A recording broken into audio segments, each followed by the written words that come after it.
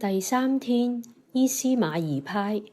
滿有憐憫嘅主，伊斯瑪儀派係穆斯林當中屬於少數弱勢嘅派別，佢哋好喜歡幫助人，又期望人與人之間可以和睦共處，但係佢哋卻一直受到其他伊斯蘭教派嘅迫害同埋歧視。祈求顧念人嘅主為佢哋伸冤，拯救佢哋脫離惡人嘅手，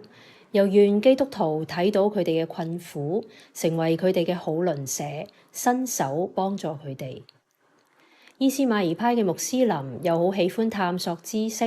佢哋甚至願意學習聖經，祈求真理嘅聖靈向佢哋啟示，使到佢哋藉住道路、真理、生命嘅主耶穌，通到天父嗰度，得着永生。人當以心靈和誠實去敬拜上帝，祈求聖靈光照伊斯瑪儀派嘅穆斯林，唔再受神秘主義嘅影響，以為真理係隱藏或者超乎人所能理解嘅。願聖靈引導佢哋經歷真實嘅上帝，真理進到佢哋嘅心裏面。禱告奉耶穌基督得勝嘅名字祈求，阿門。